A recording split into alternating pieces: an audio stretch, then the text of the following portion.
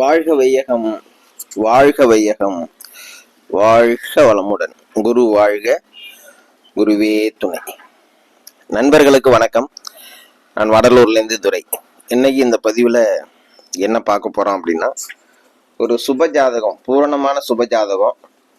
சாதாரணமாக சுப ஜாதகம் எப்படி இருக்கும், மத்தியமமான ஜாதகம், பாவ ஜாதகம், பூரண பாவ ஜாதகம், இந்த அமைப்பு எப்படி இருக்குன்னு பொதுவாக ஒரு பார்க்கலாம். இப்போ பூரணமான சுப ஜாதகம் அப்படின்னா, லக்ன சுபர்கள் இருக்காங்கல்ல, அவங்க லக்கணத்துக்கு ஒவ்வொரு லக்கணத்துக்கும் சுபர்கள் அசுபர்கள் இருப்பாங்க. அதுபோல் லக்ன சுபர்கள் ரொம்ப வலிமையா இருக்கணும். அந்த பாவ கிரகங்கள் இருந்தா கூட அது 6, 8, 12 விபரீத ராஜயோகமா இருந்தா நன்மை தர விதமாவே அது இருக்கும். அப்படி இருந்தா அது பூரண சுப ஜாதகம். அதாவது லக்ன சுபர்கள் நல்லா வலிமையா இருக்கணும். பாவகிரகங்களா இருந்தா கூட அது விபரீத ராஜயோகம் பெற்று அதுவும் நன்மை தர்ற அளவுல இருந்ததுன்னா அது பூரணமான சுப ஜாதகம். இவங்களுக்கு சாதாரணமாவே நல்ல திசை வந்ததுன்னா அளவுக்கு அதிகமா நல்ல பலன்களை கொடுத்துட்டு போகும். ஒரு திசை, ஒரு சாதாரணமா ஒரு சுபரோட திசை நடக்குது அப்படின்னா சாதாரண கொடுக்குற பலன்களை விட அதிகமான நல்ல பலன்களை கொடுத்துட்டு போகும்.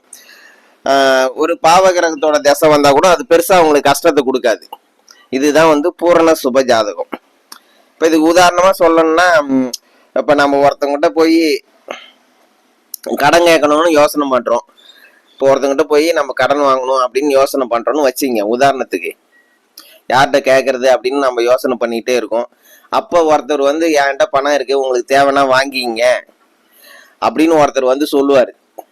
அதுதான் பூரண சுபஜாதகம். பூரண சுபஜாதகமா இருக்கும்போது நம்மளுக்கு கடன் வாங்கணும், யார்கிட்டயாவது நம்ம போய் கேட்கணும் அப்படின்னு நம்ம திங்க் பண்ணும்போது, யாராவது ஒருத்தங்க என்கிட்ட இவ்வளவு பணம் இருக்குங்க, உங்களுக்கு தேவைன்னா வாங்கிக்கங்க அப்படின்னு சொல்றதுக்கான வாய்ப்பு அதிகம். ஓகேங்களா? அதுதான் பூரணமான சுப ஜாதகம். நார்மலா சுப ஜாதகம்னா என்ன அப்படின்னா, ஏதாவது லக்ன சுபர்கள் இருக்காங்களா, ஏதாவது ஒருத்தங்க மட்டும் வலுவா இருக்கிறாங்க, ஒரே ஒரு பாவ கிரகங்கள் ஏதாவது ஒரு கிரகம் மட்டும் வலு குறைஞ்சி இருக்கு அப்படின்னா ஒரு சுப ஜாதகம் அது. இவங்களுக்கு சாதாரண தசாபுத்தி நடக்கும்போது கொஞ்சம் நல்லது கொடுக்கும். கெட்ட கிரகங்கள் தசாபுத்தி நடக்கும்போது ரொம்ப கெடுதலை கொடுக்காது. இதுதான் சுப ஜாதகம். பூரணமான சுப ஜாதகம்ன்றது நம்ம எதிர்பார்த்து நினைச்சிட்டு இருப்போம், எதிர்பாராம அதுவே நம்மளுக்கு நடக்கும்.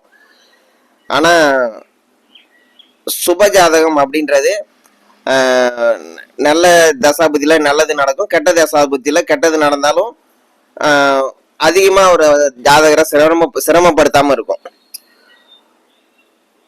உதாரணத்துக்கு நம்ம அதான் கடன் கேட்கணும்னு நினைச்சிட்டு இருப்போம், 2 பேர்கிட்ட கேட்டு ஒருத்தவங்க 2 பேர்கிட்ட கேட்டுரும், அப்ப 2 நாள்ல கிடைச்சிரும். அதுதான் சுப ஜாதகம். மத்தியம ஜாதகம் அப்படின்னா என்ன அப்படின்னு பாத்தீங்கன்னா, மத்தியமான ஜாதகம்னா லக்ன சுபர், லக்ன சுபரும் வலிமையா இருக்கிறாங்க, லக்ன பாபரும் அவங்களுக்கு சமமா வலிமையா இருக்கிறாங்க. இப்படி இருந்தா அது மத்தியமமான ஜாதகம். அது அந்த பக்கமும் இல்லாம இந்த பக்கமும் இல்லாம அது மத்தியமமான ஜாதகம். இவங்களுக்கு நன்மை தீமை ரெண்டுமே, நல்லது கெட்டது ரெண்டுமே எல்லா தசாபுத்திலையும் தொடர்ந்து நடந்துகிட்டே இருக்கும். ஒரு விஷயம் முடிவு பண்ணும்போது அது வெற்றியாகவும் ஒரு நல்லதாகவும் நடக்கும், கெட்டதாகவும் நடக்கும். ஒரு விஷயம் அவங்க செய்யறாங்கன்னா அது நல்லதுல முடியறதுக்கும் வாய்ப்பு இருக்கு, கெட்டதுல முடியறதுக்கும் வாய்ப்பு இருக்கு. இதுதான் மத்தியமான ஜாதகம். இது எப்படி இருக்கு, இதுக்கு உதாரணம் சொல்லணும்னா, நம்ம பல பேர்கிட்ட நம்ம கடன் கேட்டோம், நிறைய ஒரு பிரச்சனைகளை சந்திச்சு நீ அப்பவா இப்பவான்னு சொல்லி அதை இழுத்து அடிச்சு கடைசியா கொடுப்பாங்க பாருங்க. ஆனா கிடைச்சிரும். ஆனா ரொம்ப இழுக்கடிச்சு இப்ப இன்னைக்கு வா நாளைக்கு வா இன்னைக்கு இல்லை அப்படின்ட்டு அந்த இழுத்தடிச்சு கிடைக்கிறது அப்படின்னும் போது அது மத்தியமமான ஜாதகமா இருக்கும். ஓகேங்களா? பாவ ஜாதகம். பாவ ஜாதகம் அப்படின்னா என்ன அப்படின்னா, லக்ன சுபர்கள், லக்ன சுபர்கள் இருக்காங்களா, அவங்க பாவர்களை விட பாவ ஜாதகம் அப்படின்னா லக்ன சுபர்களை விட பாவ கிரகங்கள் அதிகமா வலுவா இருக்கும். அது பாவ ஜாதகம். லக்ன சுபர்கள் பாவ கிரகங்களோட அதிகமாகி வலிமையா இருந்தா அது பாவ ஜாதகம். நல்ல திசையில கூட கொஞ்சம் நல்ல தேசை சூப்பரான தேசை நடக்கும், லக்ன சுபரோட தேசம் நடக்கும். அப்ப கூட நம்மளுக்கு வந்து பெருசா நன்மைகள் கிடைக்காது, கொஞ்சமா தான் நன்மைகள் கிடைக்கும். அது வந்து நம்மளுக்கு வந்து பாவ ஜாதகம் அப்படின்றோம். அதே வந்து ஒரு ஒரு விஷயம் செய்ய போறோம், ஒரு சம்பவம் ஒரு காரியம் செய்ய போறோம்னா அந்த காரியத்துல நம்ம ஒரு ஜெயிக்கணும் அப்படின்னா பலமான போராட்டம் இருக்கும். அதுல பலமான ரொம்ப கஷ்டப்பட்டு தான் அதை வந்து ஜெயிக்க வேண்டியதா இருக்கும், போராட்டமா இருக்கும். ஒரு கெட்ட தேசம் வந்தது அப்படின்னா அதுல வந்து ரொம்ப கெடுதல் நடக்கும். இதெல்லாம் வந்து பாவ ஜாதகம். பாவ ஜாதகன்றது நல்ல கிரகங்களோட லக்ன சுபர்களோட அசுபர்கள் பலமா இருப்பாங்க. நல்ல தேசையில கூட வந்து நல்லது நடக்கிறது அப்படின்றது கொஞ்சம் பெருசா நடக்காது, அதுவும் கம்மியா தான் நடக்கும். கெட்ட தேசையில வந்து நம்மளுக்கு கெட்ட விஷயங்கள் வந்து ரொம்ப அதிகமா நடக்கும். நம்ம ஒவ்வொரு விஷயத்தையும் நம்ம அடைகிறதுக்கு ரொம்ப போராட வேண்டி இருக்கும். இதுதான் வந்து பாவ ஜாதகம் அப்படின்னு சொல்றோம். முழுமையான பாவ ஜாதகம் அப்படின்னா எப்படி இருக்கும் பாருங்க. முழுமையான பாவ ஜாதகம், முழுமையா பூரண பாவ ஜாதகம். நம்ம பூரண சுப ஜாதகம் பார்த்தோம்ல ஃபர்ஸ்ட். இந்த பாவ ஜாதகத்துக்கு எடுத்துக்காட்டு அப்படின்னு பாத்தீங்கன்னா, நிறைய இடத்துல வந்து முட்டி போதி கடன் கேட்டும் வந்து அதனால கிடைக்காது. நான் தர்றவங்கன்னு சொன்னவங்க யாருலாம் ஒரு காசு நான் கொடுத்துட்றேன், ஒரு 2 நாள் கழிச்சு வாங்க, அடுத்த வாரம் கழிச்சு வாங்க கொடுக்குறேன்னு சொன்னவங்க கூட கடைசி நேரத்துல அந்த 2 வாரம் கழிச்சு போனா வந்து இல்லப்பா நானும் எங்கேயும் ட்ரை பண்ணி பார்த்தேன் முடியல அப்படின்னு சொல்லுவாங்க. அதுதான் பாவ ஜாதகம். முழுமையான பாவ ஜாதகம், பூரணமான பாவ ஜாதகம் அப்படின்னு பாத்தீங்கன்னா, லக்னத்தோட சுபர்கள் வந்து முற்றிலுமா எல்லாம் சுத்தமா வந்து அவங்க வலிமையே இருக்க மாட்டாங்க. சுத்தமா அவங்களுடைய செயலை இழந்துட்டு பாவகிரகங்கள் ரொம்ப வலிமை பெற்று இருப்பாங்க. அந்த ஜாதகத்துல வலிமையா இருப்பாங்க. இல்ல நான் ஜாதகத்துல இருக்கிற எல்லா கிரகங்களும் பலவீனமா இருக்கும். பாவர்கள் வலிமையா இருப்பாங்க, இல்ல ஜாதகத்துல இருக்கிற அதிகமான கிரகங்கள் வந்து பலவீனமா இருக்கும். இதுதான் வந்து பூரணமான பாவ ஜாதகம். இவங்களுக்கு நல்ல தேசையில கூட வந்து நல்ல ஒரு தேசை நடந்தா கூட அதுல வந்து இவங்களுக்கு நல்லது நடக்கிறது வந்து ரொம்ப கஷ்டம் தான் இவங்களுக்கு. அதே பாவ தேசை நடந்ததுன்னா சொல்லவே வேண்டல, அதுல வந்து அவ்வளோ ரொம்பவே சிரமப்படுத்தும். ஆனா இந்த எதை பத்தி இவங்க கவலைப்பட மாட்டாங்க. இவங்க ஜாதகத்தால அடுத்தவங்களுக்கும் நன்மை இருக்காது, இவரும் ரொம்ப கஷ்டப்படுவாரு. அந்த ஜாதகம் தான் பூரணமான பாவ ஜாதகம். அதான் லக்ன சுபர்கள் வந்து சுத்தமா வலிமை இழந்துருவாங்க, பாவகிரகங்களும் ரொம்ப வலிமையா இருக்கும். லக்னத்துல இருக்கிற எல்லா கிரகமே வந்து பலம் இழந்து போயிருக்கும். இது வந்து அது போல அது ஏதோ ஒரு நேரம் நடந்தாலும் சுபகிரகங்களோட நேரம் நடந்தாலும் அதுல வந்து பெருசா நல்லதும் நடக்காது. இதெல்லாம் வந்து பூர்ணமான பாவ ஜாதகம். அப்ப இவங்க வந்து அதான் இவங்களுக்கும் நல்லது இருக்காது, இவங்களால அடுத்தவங்களுக்கு நல்லது இருக்காது. அதுதான் வந்து பூர்ணமான பாவ ஜாதகமா இருக்கும். இதுக்கு உதாரணம் சொல்ல போனா, நம்ம ஒரு கடன் கேட்கணும்னு நினைச்சா யார்கிட்ட கேட்கறதுன்னு நினைச்சா கூட நம்மளுக்கு யாருமே மனசுக்கு வரமாட்டாங்க. யார்கிட்ட கேட்கறதுன்னு வந்து நம்ம சிந்தனை பண்ணா கூட எந்த ஆளுமே அவங்க எதுக்குமே யாருமே நம்மளுக்கு அந்த சிந்தனையில வரமாட்டாங்க.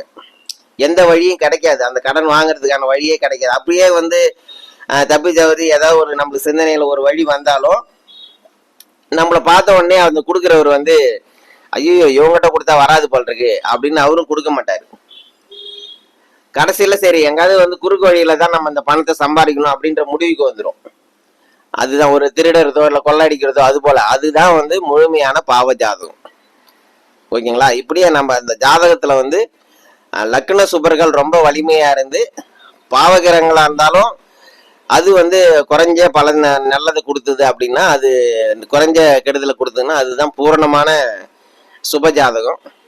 பூரணமான பாவ ஜாதகம் வந்து லக்ன சுபர்களே வலிமை இழந்துருவாங்க, எல்லா கிரகமும் வலிமை இழந்துரும். பாவர்கள் கூட அவங்களும் வந்து பெரும்பாலும் நல்லது தர்ற இடத்துல இருக்க மாட்டாங்க. இது பூரணமான பாவ ஜாதகம். அது போல நீங்க ஜாதகத்தை ஒரு எடை போடலாம். இது வந்து நல்ல ஜாதகம், ஓரளவு நல்ல ஜாதகம், ஓரளவு கெட்ட ஜாதகம், இல்ல முழுமையான நல்ல ஜாதகம், முழுமையான கெட்ட ஜாதகம் அப்படின்னு ஜாதகத்துல வந்து நீங்க அதை வந்து முடிவு பண்ணலாம். நன்றி நண்பர்களே. இதை வந்து நீங்க உங்களுக்கு தெரிஞ்ச ஜாதகத்துல ஒரு நல்லா வாழ்ந்துட்டு இருக்கிறவங்க ஜாதகத்துல ஆய்வு பண்ணி பாருங்க. அந்த லக்ன சுபர்கள், அது இப்ப நம்ம லக்ன சுபர்கள் யாரு பாவர்கள் யாருன்னு முக்கியமா தெரியணுங்க. அந்த பேசிக் பாடங்கள்ல அதெல்லாம் படிச்சிருப்பீங்க நீங்க. அதனால அந்த லக்ன சுபர்கள் யாரு பாவர்கள் யாரு அப்படின்னு குறிச்சு வச்சுங்க. குறிச்சு வச்சுட்டு அதை வந்து அவங்களுக்கு அதனுடைய தசாபுத்தி நடக்கும்போது அவங்களுக்கு எப்படி இருந்தது, மற்ற கிரகங்கள் எப்படி இருக்கு அப்படிலாம் பாருங்க. ஒரு சின்ன சின்ன விஷயமா நம்ம எடுத்து ஆய்வு பண்ணி நம்ம சேர்த்து வச்சுக்கும் போது ஒரு ஜாதகத்துக்கு பலன் சொல்லும் போது நம்ம சிறப்பா வந்து முக்கியமா நல்ல பலன்களை சொல்லலாம். இது இப்படிதான் வேலை செய்யும் அப்படின்ற ஒரு முடிவுக்கு வரலாம், வேற ஒண்ணும் இல்லைங்க. அதனால ஒரு சின்ன சின்ன பாயிண்டா சேர்த்துங்க. எதா இருந்தாலும் எழுதி வைங்க, எழுதி வச்சு அப்ளை பண்ணி பாருங்க. அப்ளை பண்ணாத எந்த விஷயமும், நாம இப்போ ஒரு விஷயம் சொல்றோம் அப்படின்னா அதை வந்து நீங்க அப்ளை பண்ணாதான் உங்களுக்கு அந்த விஷயத்து மேல அந்த விதி மேல நம்பிக்கை வருங்க. அப்ளை பண்ணாத வந்து நீங்க சொல்றீங்க, நான் சொன்னதை அப்படியே நீங்க இன்னொருத்தருக்கு சொல்றீங்க அப்படின்னா மனசுல இருந்து முழுமையா சொல்ல முடியாது. சரி நடக்குமோ நடக்காதோ அப்படின்றதான் சொல்ல முடியும். ஆனா நீங்க ஆய்வு பண்ணிட்டீங்க அப்படின்னா நம்பிக்கையா சொல்லலாம். கெடுதலா இருந்தாலும் நல்லலா இருந்தாலும் இது இப்படிதாங்க வேலை செய்யும் அப்படின்றத நீங்க குறைஞ்சது ஒரு 50 ஜாதகம் இல்ல 10-20 ஜாதகத்துல ஆய்வு பண்ணீங்கன்னா ஒரு நம்பிக்கையா சொல்லலாம். அதனால எந்த விதி எந்த இடத்துல படிச்சாலும் சரி, எந்த குருமாற்ற எந்த ஆசிரியர்கிட்ட இல்ல ஃபேஸ்புக்ல யூடியூப்ல வாட்ஸ்அப்ல எதுல படிச்சாலும் அந்த விதியை ஆய்வு பண்ணி அதை பயன்படுத்துங்க. கண்டிப்பா உங்களுக்கு சிறப்பான அது பலன் சொல்ற மெத்தட் ஈஸியா வந்துடும். ரொம்ப ஈஸி தாங்க, புரிஞ்சுக்கிட்டா ஈஸி, அவ்வளவுதான். ஒரு சின்ன சின்ன விஷயமா புரிஞ்சுக்கணும். எல்லாத்தையும் சேர்க்கும் போது நம்மளுக்கு நிறைய விஷயங்கள் கிடைக்கும். அது வந்து இவ்வளவு விஷயமா அப்படின்னு பார்க்கும்போது ஜாதகத்தை பார்க்கும்போதே தெரிஞ்சிடும். அவ்வளவு விஷயம் நம்ம எல்லாமே நம்ம மனசுக்குள்ள கொண்டு போயிட்டோம் அப்படின்னா ரொம்ப கஷ்டப்பட வேண்டாம். ஜாதகத்தை பார்த்த உடனே இது வலிமையா இருக்கு, இது வலிமை எழுந்திருக்கு, இது நல்லது பண்ணும் கெட்டது பண்ணணும் ஒரு செகண்ட்ல வந்து ஜாதகத்தை பார்த்து எடை போட்டுடலாம். ஆனா ரொம்ப நேரமும் ஆகாது. இவ்வளவு படிச்சோம் அப்படின்னா படிச்சு அப்ளை பண்ற நேரம் கம்மி தான். ஓகேங்களா? அது நம்ம ஜாதகத்தை பார்த்த மாத்திரத்திலே தெரிஞ்சிடும். அதனால தொடர்ந்து பயிற்சி பண்ணுங்க. தெரிஞ்ச விஷயத்த அப்ளை பண்ணி பாருங்க. உங்களுக்கு தெரிஞ்ச விஷயத்த மற்றவங்க கூட ஷேர் பண்ணுங்க. புது புது விஷயம் கிடைச்சிட்டு இருக்கும். எனக்கு திதி சூன்யத்தை பத்தி நேற்று ஒரு நூல்ல படித்தேன், அதை நாளைக்கு பதிவு பண்றேன். நம்ம இப்போ திதி சூன்யம் பெருசா நம்மளுக்கு வந்து நான் ஒரே ஒரு விஷயம் குழந்தை பேருக்கு மட்டும் சொல்லிட்டு இருப்பேன். ஆனா திதி சூன்யத்துல இருக்கிற கிரகம் எப்படிலாம் வந்து நல்லது செய்யுது கெட்டது செய்யுது அப்படின்றத நாளைக்கு பதிவு பண்றேன். மீண்டும் ஒரு சிறப்பான பதிவுல சந்திக்கலாம் நண்பர்களே. உங்களுக்கு நம்ம வந்து இது போல பலன் எடுக்கிற வகுப்பு நிறைய எடுத்துருக்குறோம். எல்லா தலைப்பிலையும் எடுத்துக்கிறோம். திருமண பொருத்தம், குழந்தை பேரு, கல்வி, அதுபோல சந்திரன் நாடி, தொழிலை பத்தி அது போல வந்து டிஎன்ஏ ஜோதிடம் இதெல்லாம் எடுத்துருக்குறோம். நீங்க இந்த வகுப்பு படிக்கணும்னா நம்மளுடைய வாட்ஸ்அப் எண் வந்து 98 65 550 210 இந்த நம்பருக்கு கான்டாக்ட் பண்ணுங்க. உங்களுக்கு யாராவது ஜாதகம் பார்க்கணும்னாலும் என்னுடைய வாட்ஸ்அப் எண்ணுக்கே கான்டாக்ட் பண்ணுங்க. 98 65 550 210 இந்த நம்பருக்கு கான்டாக்ட் பண்ணுங்க. உங்களுக்கு எப்போ நான் போட்ட வீடியோவில் சந்தேகம் இருந்தது அப்படின்னா நீங்கள் எந்த நேரத்தில் வேணாலும் எனக்கு ஃபோன் பண்ணி கேட்கலாம். எனக்கு தெரிஞ்ச விஷயத்த நான் ஷேர் பண்ணுவேன். ஓகேங்களா? நான் எனக்கு தெரிஞ்சது மட்டும்தான் ஜோதிடம்னு சொல்ல வரல. எனக்கு தெரிஞ்ச விஷயத்த நான் அப்ளை பண்ணதில் சரியாக வந்ததை நான் சொல்லிட்டு இருக்கேன். இது கூட உங்களுக்கு தெரிஞ்ச விஷயத்தையும் சேர்த்துக்கிட்டீங்க அப்படின்னா இன்னும் பலன் சொல்றதுக்கு துல்லியத்தை நோக்கி போகலாம். ஓகேங்களா? நன்றி நண்பர்களே. மீண்டும் ஒரு சிறப்பான பதிவில் சந்திக்கலாம். நன்றி.